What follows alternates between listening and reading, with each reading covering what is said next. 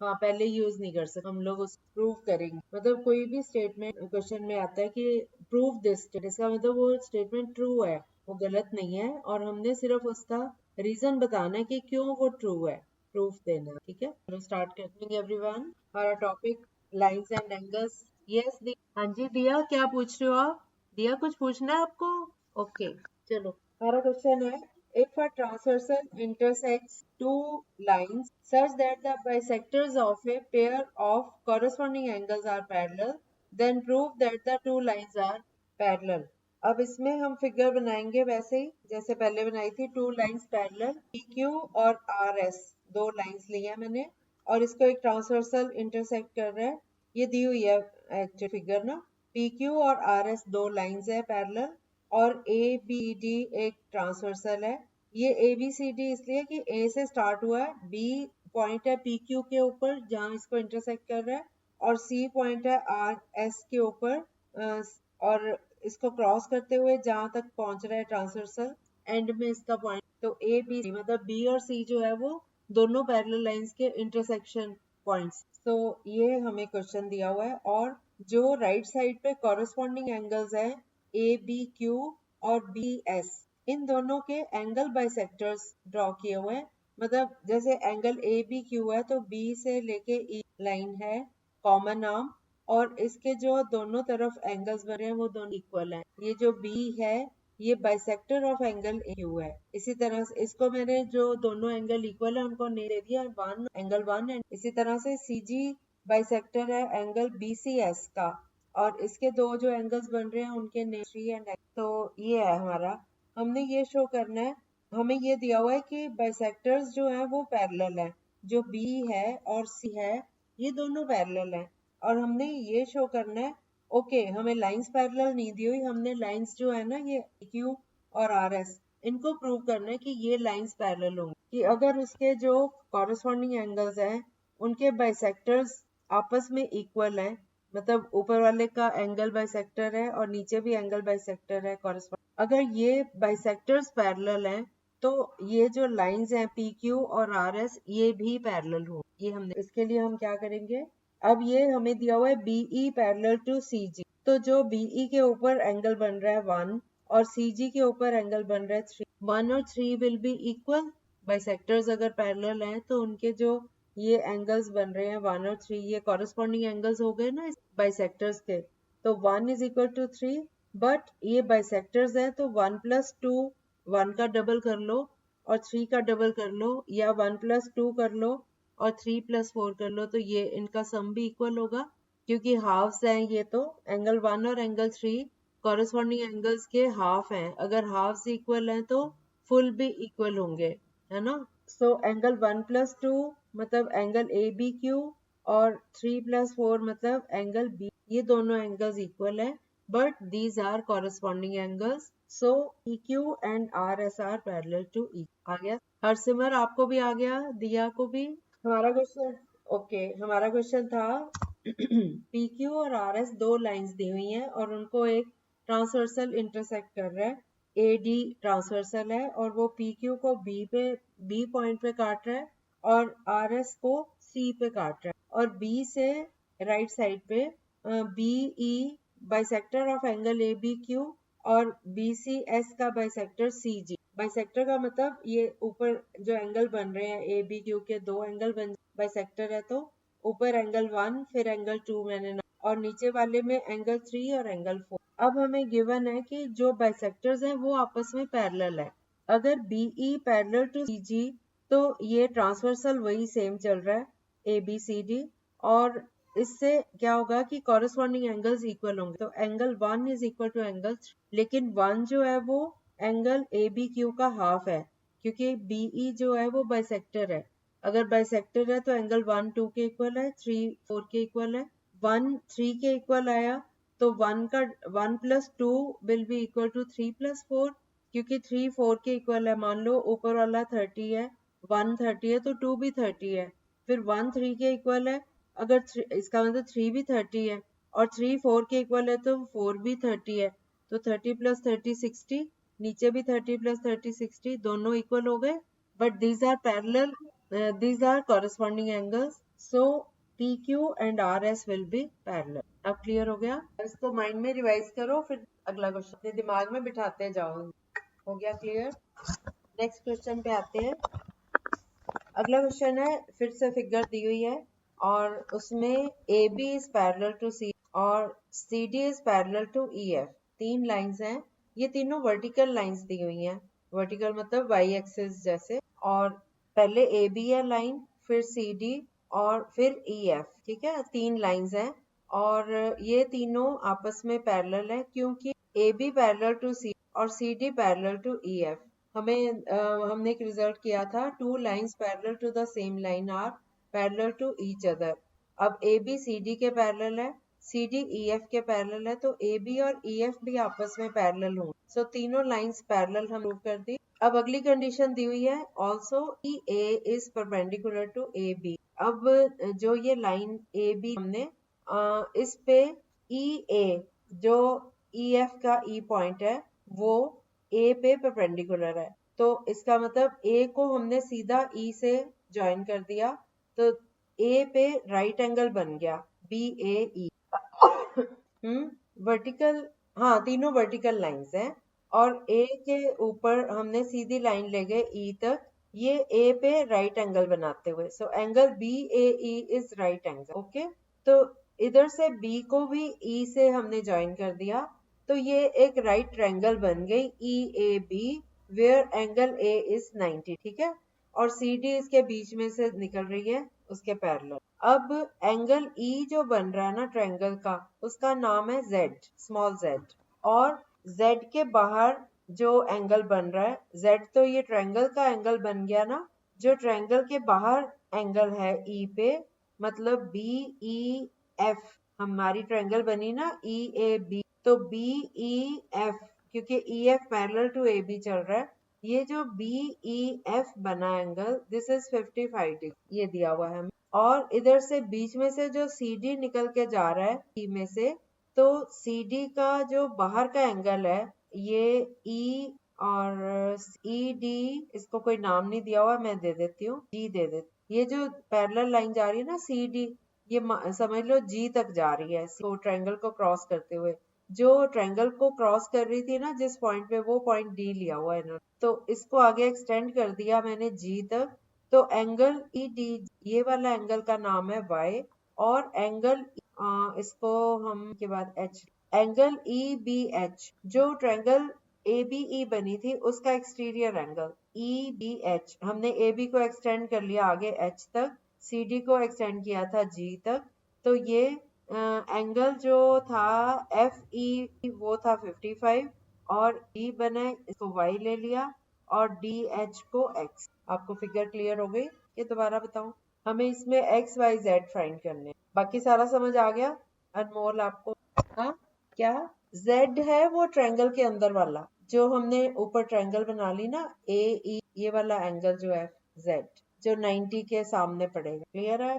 तो हमारे पास ये वाले जो एंगल है दिया, गलती से रेज कर रही है हैंड या कुछ? ओके, तो अब हमने एक्स वाई जेड फाइंड करना है। फिगर क्लियर हो गई तो मैं आगे चल। अब हमने एक्स वाई जेड फाइंड करना है, तो हम सबसे पहले y फाइंड कर सकते हैं, क्योंकि CDG और EF these are parallel to each other, और ED जो है वो मान लो इसका, समझ लो इसको ट्रांसवर्सल, तो ये 55 डिग्रीज, और y ये दोनों का sum, these are angles on the same side of the transfer, तो y plus 55 is equal to 180, तो ये आ गया y is equal to 180 minus 55 is equal to 125। ठीक है, तो y की वैल्यू आ गई 125।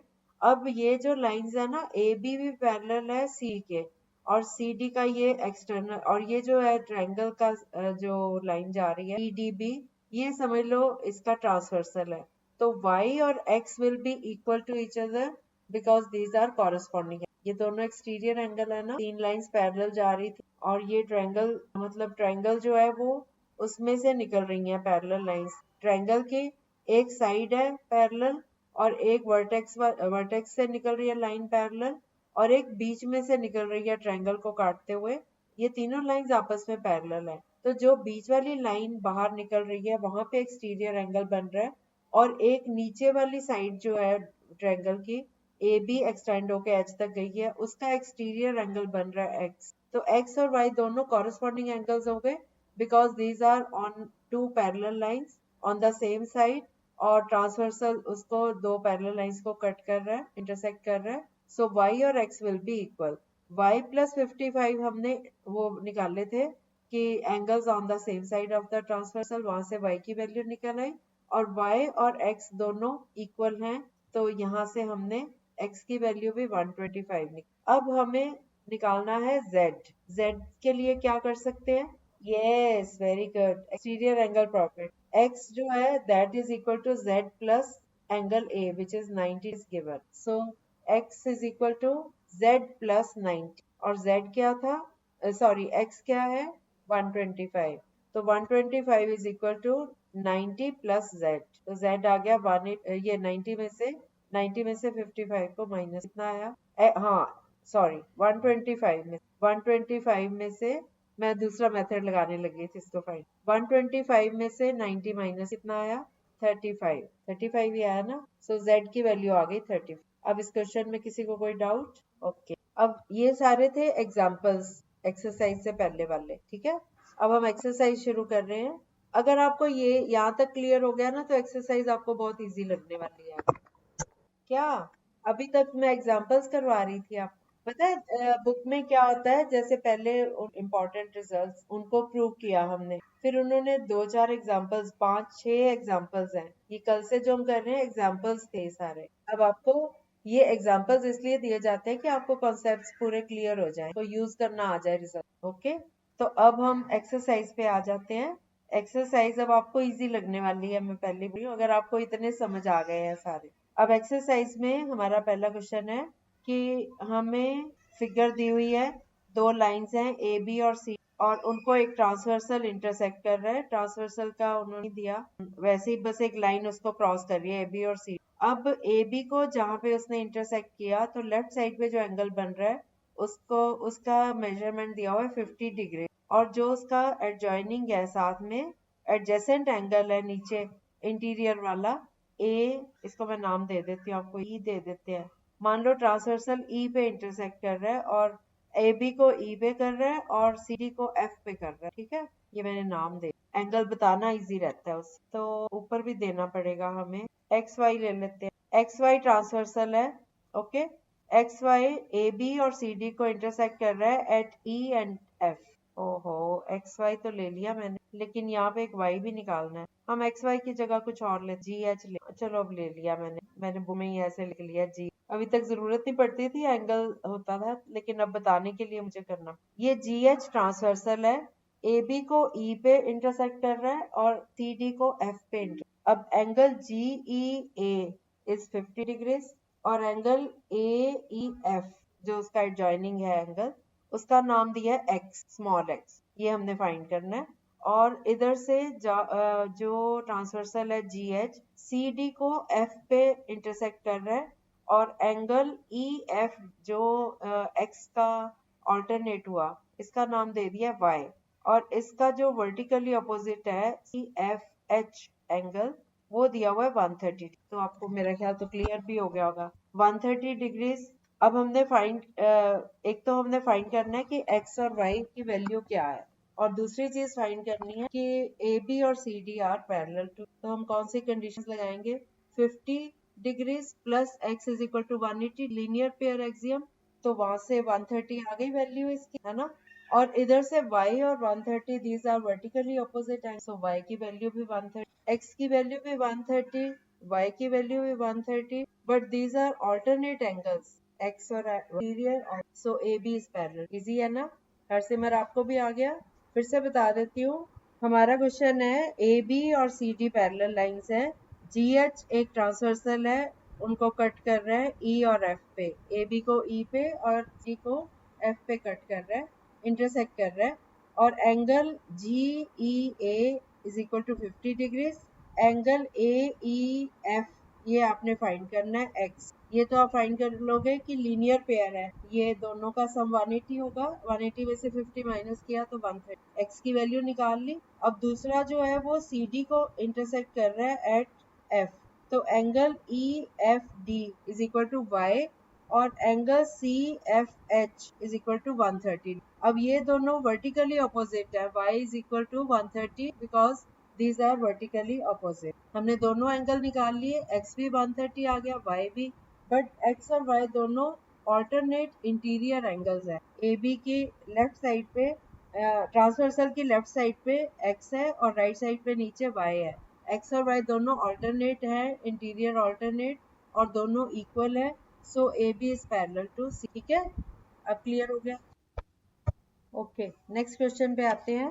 नेक्स्ट क्वेश्चन में हमें फिगर दी हुई है और उसमें दिया हुआ है A B is parallel to C D is parallel to E F, और इसमें जो एक ट्रांसवर्सल है इनको इंटरसेक्ट कर रहा है, जो वो ए बी पे इंटरसेक्ट कर रहा है वहाँ पे इंटीरियर एंगल बन रहा है इंटरसेक्शन पॉइंट पे, उसका नाम है x, और जो इसका सी डी को इंटरसेक्ट कर रहा है उस पे जो लेफ्ट साइड पे ऊपर वाला एंगल बन रहा है उसका नाम है y। तो x और y ये जो दोनों एंगल्स हैं ये इंटीरियर एंगल्स हैं दोनों on the same side of the transversal. A B और सी डी को ट्रांसवर्सल इंटरसेक्ट कर रहा है और ट्रांसवर्सल की लेफ्ट साइड पे ऊपर x बन रहा है और नीचे y बन रहा है, दो एंगल। और सी डी जो है वो ई एफ के पैरेलल दिया हुआ है, और जो एंगल ई एफ लाइन के ऊपर ट्रांसवर्सल बना रहा है राइट साइड पे ऊपर सी डी और ई एफ के बीच में ऊपर की साइड पे निचले वाली साइड पे ई एफ वाली लाइन पे ट्रांसवर्सल जो एंगल बना रहा है वो वाला एंगल है z। ठीक है, तो आपने x y z ये तीनों एंगल्स फाइंड कर, आपको लोकेशन पता चल गई x y z की। ओके, अब हमारे क्वेश्चन में हमें दिया हुआ है A B is parallel to C D is parallel to E. तो हम पहले तो ये प्रूव करेंगे two lines parallel to the same line are parallel to each other, so A B is parallel to C D parallel to E F, मतलब तीनों lines आपस में पैरेलल है, ए बी भी ई एफ के parallel है। अगर ये ए बी ई एफ के पैरेलल है तो x और z, अच्छा हाँ दूसरी कंडीशन दी हुई है y और z इन दोनों एंगल्स की रेशियो है 3:7। तो हमने x की वैल्यू फाइंड कर, पहले तो हम y और z फाइंड करते हैं। y की वैल्यू मान लो 3x है और z की मान लो 7x। ठीक है, लेकिन यहाँ से y और z का आपस में कोई रिलेशन नहीं है तो हम सीधा फाइंड नहीं कर सकते। हमें ये पता है कि x और z ये दोनों ऑल्टरनेट हैं इंटीरियर, अगर ए बी ई एफ के पैरेलल है x और z विल बी इक्वल, तो हम z जो है वो 7x है तो x भी जो है वो x कैपिटल ले लेते हैं हम, x भी इक्वल टू 7x हो गया, स्मॉल x है ना। ठीक है, अभी बताती हूँ, इतना समझ आ गया। ओके, तो ये x प्लस वाई जो है दैट इज इक्वल टू 180, तो 7x प्लस 3x 10x हो गया, 10x इज इक्वल टू 180, तो x इज इक्वल टू 18। अब 18x को यूज करके हम सारों की वैल्यूज निकाल सकते हैं, हमने लेकिन सिर्फ x निकालना है कैपिटल, ये जो हमें फाइंड कर, तो x की वैल्यू क्या आएगी 7 इंटू 18, कितना आया, यस समझ नहीं। हमारा क्वेश्चन y और z की रेशियो दी हुई थी 3:7, हमारा क्वेश्चन था फाइंड x, सिर्फ x फाइंड कर। अगर आपको y भी फाइंड करना हो तो वो भी निकल आएगा, 3x में वैल्यू लगा दो। ठीक है, इस क्वेश्चन में हमारे क्वेश्चन में x फाइंड करना था और आपको तीनों फाइंड करने आ सकते हैं, आपको आ जाता, समझ आ गया मेथड, इजी लग रहा है ना। अब तो आज बच्चे वैसे ही नहीं आए, वो वाले बच्चे मुश्किल पार्ट समझ गए थे, आज इजी वाला था पोर्शन। नेक्स्ट क्वेश्चन, इसमें भी फिगर दी हुई है A B is parallel to C D, दो लाइंस ड्रॉ की हुई हैं हॉरिजॉन्टल, ऊपर ए बी और नीचे सी डी। अब ए बी सी डी में एक पॉइंट लिया है ई और ए बी में एक पॉइंट है एफ, एफ से ई पे एक परपेंडिकुलर है, तो ये दो मतलब ऐसे समझ लो एच को हमने थोड़ा सा रोटेट कर दिया, समझ गए, एच के दोनों लाइंस पैरेलल और बीच वाली लाइन परपेंडिकुलर। अब जो नीचे परपेंडिकुलर है उसको नाम दिया E, so A B is a line, C D is a line, A B पे एक पॉइंट है एफ, सी डी पे एक पॉइंट है ई और एफ इज परपेंडिकुलर टू ई, और हमें ये ए बी और सी डी पैरेलल दिए हुए हैं, तो ये वाला जो एफ पे एंगल वो भी 90 का हो गया, मतलब दोनों तरफ ही 90, और ई से एक पॉइंट ए बी पे एक पॉइंट जी लिया गया एफ की लेफ्ट साइड पे, ए और एफ के बीच में एक पॉइंट है जी, जी को ई से ज्वाइन कर दिया, तो GEF एक ट्रायंगल बन गया। ओके, अब हमें फाइंड क्या क्या करना है। अच्छा, एक एंगल हमें दिया हुआ है एंगल GED, जो हमने G पॉइंट लिया था वहां से GED ये दिया हुआ है 126। तो हमें फाइंड करना है AEF, नहीं हमें फाइंड करना है AGE बाहर वाला एंगल और GEF, हाँ, और FGE, ये 3 एंगल फाइंड करते हैं। अब हम जो एंगल GED है वो हमें 126 दिया हुआ है और FED उसमें से 90 दिया हुआ है। तो 126 में से 90 को माइनस करो, 36 आ गया। So angle GEF is equal to 36 degrees. Okay, और जो 30 ये 126 है ये एंगल AGE के बराबर होगा क्योंकि ऑल्टरनेट इंटीरियर ऑल्टरनेट एंगल्स हैं ये। GE एक ट्रांसवर्सल हो गया, ABCD के पैरेलल है, तो एंगल AGE एक्सटीरियर एंगल और ये GED ये भी आपस में इक्वल हो गए ना। सो एंगल AGE हमने निकाल लिया 126। अब 126 ये आ गया और एक रह गया हमारा EGF या FG, ये फाइंड करना रह गया। इसको आप ये टोटल में से 180 में से बाहर वाला एंगल 126 कर दो तो ये हमारा अंदर वाला एंगल आ जाएगा। कितना आया? यस, हो गया, तीनों एंगल्स आ गए। अगले क्वेश्चन पे चलें। नेक्स्ट क्वेश्चन है, in the given figure if PQ is parallel to ST and angle PQ। अच्छा, पहले इसकी फिगर समझाऊं आपको। एक लाइन जा रही है PQ लेफ्ट से राइट की तरफ, P लेफ्ट में और Q राइट में। Q पे जाके स्टॉप हो गई और नीचे उसने V बना लिया है। नीचे गई थोड़ी सी, नीचे एक जो वर्टेक्स है R, ऐसे कोना बनाते हुए R से फिर वो ऊपर मुड़ गई और PQ से भी, PQ के पैरेलल नहीं है, ये ऊपर चली गई। मतलब जो Q पॉइंट था ना उसके साइमल्टेनियसली नहीं है पॉइंट, ये थोड़ा ऊंचा ऊंचा चला गया। तो ये V नहीं, जैसे हम राइट लगाते हैं ना, थोड़ा सा ऐसे किया, टिल्ट किया, राइट, राइट का साइन पता है आपको? चलो नहीं पता तो मैं वैसे बता देती हूँ। PQ सीधी लाइन गई Q से और PQR एक एंगल बना नीचे की तरफ, R नीचे लिया हमने PQ से। एंगल PQR जो है वो 110 डिग्रीज का लिया। फिर R पॉइंट से राइट साइड को एक तिरछी लाइन चली गई ऊपर, S तक चली गई और S से T तक एक लाइन PQ के पैरेलल, जैसे PQ आ रही थी ऐसे ST PQ के पैरेलल लाइन T की तरफ S से एक्सटेंड हो गई और एंगल RST जो बना वो 130 डिग्री। PQ सीधा गया, नीचे को मुड़ा टेढ़ा होके V बनाता हुआ। V में तो दोनों साइड्स जो होती हैं बराबर होती हैं ना, ये जो राइट वाली साइड है इसकी ये थोड़ी सी ऊंची ले गया, ऊपर जाके एक पॉइंट पे रुका S पे और S से T तक गया। वो जो लाइन थी ST वो पहली लाइन PQ के पैरेलल थी। अब क्लियर हो गई फिगर। अब एंगल PQR जो है वो 110 है, जो V के लेफ्ट साइड पे ऊपर बन रहा है पैरेलल साइड पे PQR, वो 110 डिग्रीज है और एंगल RST जो बन रहा है वो 130। हमने निकालना क्या है इसमें? एंगल QRS, जो हमने V बना दिया ना, V का जो अंदर वाला नीचे एंगल बनेगा वो हमने फाइंड करना है। अब हम डायरेक्टली, कोई ट्रांसवर्सल नहीं हमें समझ आ रहा, पैरेलल लाइंस दो अलग अलग दिशा में है, एक इधर जा रही है एक उधर जा रही है, बीच में उनके V है, तो हम कैसे पहुंचे उसके रिजल्ट तक? पैरेलल लाइंस का हम कैसे रिजल्ट यूज कर सकते हैं? हम एक काम करते हैं इसमें, हाँ, उससे कुछ बात नहीं बनेगी, ST को करके कुछ बात नहीं बनेगी। हम नीचे एक लाइन ड्रॉ कर लेते हैं, ST के पैरेलल लाइन ड्रॉ कर लेते हैं R पे, जो R से निकलती हुई जाए। ठीक है, तो ये लाइन ST के पैरेलल ले ली। अब ये लाइन PQ के भी पैरेलल होगी क्योंकि PQ ST के पैरेलल है। ST के पैरेलल हमने नई लाइन ड्रॉ की है R से पास होती हुई, तो ये तीनों लाइंस आपस में पैरेलल हो गई। अब PQ जो है वो इस लाइन के पैरेलल है R वाली, तो जो QR, मान लो मैंने ये जो लाइन ली है तो मैं नाम देती हूँ PQRST UV ले ले, UV एक लाइन URV मैंने ST के पैरेलल ले ली। अब जो एंगल SRV और TSR, ये दोनों angles on the same side of transversal हो गए। सो 180 होगा इन दोनों का सम, 180 में से 130 माइनस करो तो 50 आ गया। सो एंगल SRV 50 हमारे पास आ गया, ठीक है। अब ये वाली जो लाइन है यू आर वी, ये पी क्यू के भी पैरेलल है, तो ये P Q R angle Q R V के इक्वल होगा, interior alternate angles.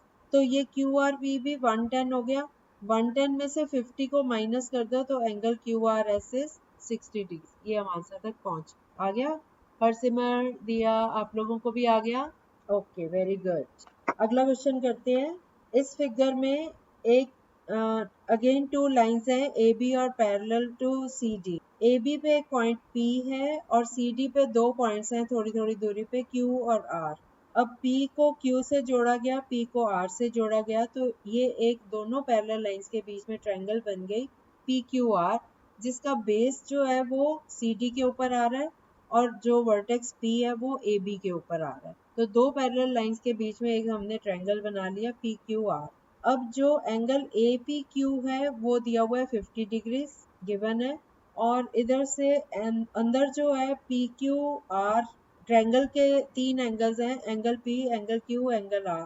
Angle P जो है ट्रायंगल के अंदर का, उसको नाम दिया Y, और एंगल PQR को नाम दिया X। तो हमने X और Y फाइंड करने हैं। हमें APQ दिया हुआ है 50 डिग्री और एंगल PRD जो ट्रायंगल का एक्सटीरियर एंगल है वो 127। तो आप X और Y कैसे फाइंड कर सकते हो? X और 50 डिग्री तो सेम है, alternate angles, because AB is parallel to CD and PQ is a transversal, so X is equal to 50 degrees। एक आंसर ये आ गया हमारा, 50 degrees X की वैल्यू आ गई। और दूसरी 127 degrees exterior angle of the triangle है, तो this is equal to sum of interior opposite angles X plus Y, 50 plus 77।